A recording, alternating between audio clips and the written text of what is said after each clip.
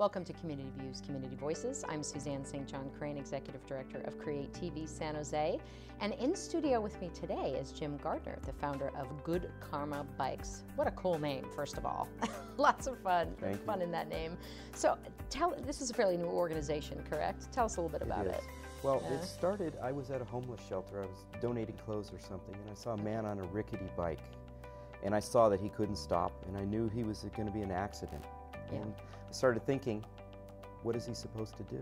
He doesn't have tools, he doesn't have the resources. Right. What were you doing at the time, Jim, when you saw this in terms of professionally? I was an engineer at a startup company in Silicon Valley here. Wow. So that moment of seeing that homeless man really sort of sparked something in you. What was the next step for you in terms of getting Good Karma Bikes started? I started wrenching bikes in the park, helping people out, just making bikes safe, making their brakes work, and replacing bent axles. Wow. So it's just blossomed into a full organization now, and you've got job training curriculum and a full program. Talk to us about what you offer now. So at Good Karma Bikes, we understand that food, water, shelter, a person will survive. But if they want to do more than survive, you need education and transportation. Sure. So our program is designed for people to demonstrate reliability, dependability, and at the top of that is a fine work product. So we have a 12-week program of bicycle mechanics, and at the end, we grant them a certificate, and we function as a job reference for these people. This is really crucial for a person who's homeless on the outside of the job sphere, trying to get into the job sphere. Most employers view them as being too high a risk to hire. Sure, and to have a certification of some sort, and not let alone transportation. I mean, being able to get from point A to point B is critical. Wow.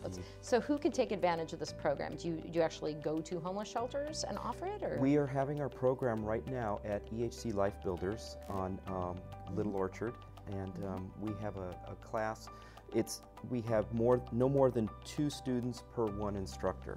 And so when our students graduate the class, we ask them to come back and function as teaching assistants.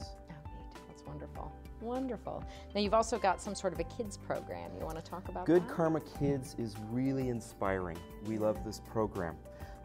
What we do is we grant rehabilitated bicycles to youth at single-parent shelters and family shelters. Wonderful. Now what's tremendous here, Suzanne, is that we get youth volunteers from various youth programs, scouting, homeschoolers, church groups, and these youth volunteers actually acquire the donated bicycles.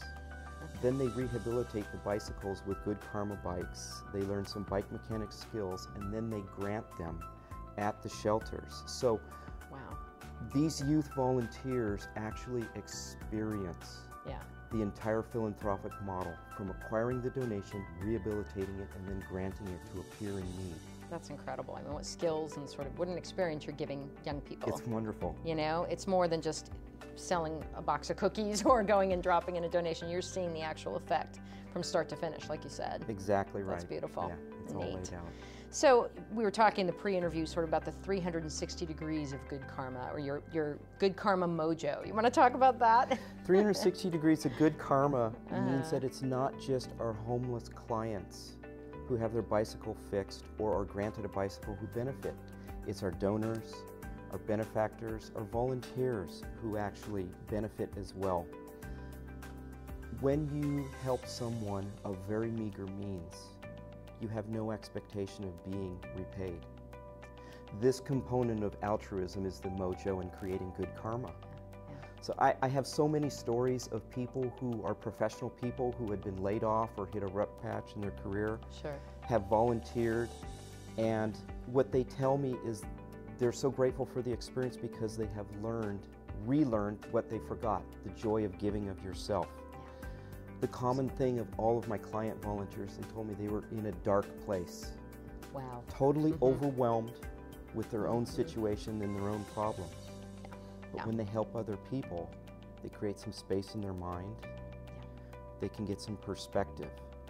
And to fix something that's broke is actually a true honest boost to your self-esteem. Absolutely, absolutely. And to be able to give somebody that item and say, now you can get from point A to B. You can go to your job interview. Exactly. And that's really incredible. What an ingenious idea. Gosh. So are you guys looking for volunteers, or sort of what support could you use from the community for Good Karma Bikes? We can always use donations and volunteers to help us. Sure. No experience is necessary. What we do is we function to help people learn how to fix their bicycles and help others. Wonderful. Are you looking for broken bikes too? Absolutely. Okay. Yes, broken bicycles are wonderful. We rehabilitate those and we grant them. We have a program where we grant them to UN refugees. These are fully documented people who come to the United States with a work visa, but no way to get to their job. Yeah, and that's critical.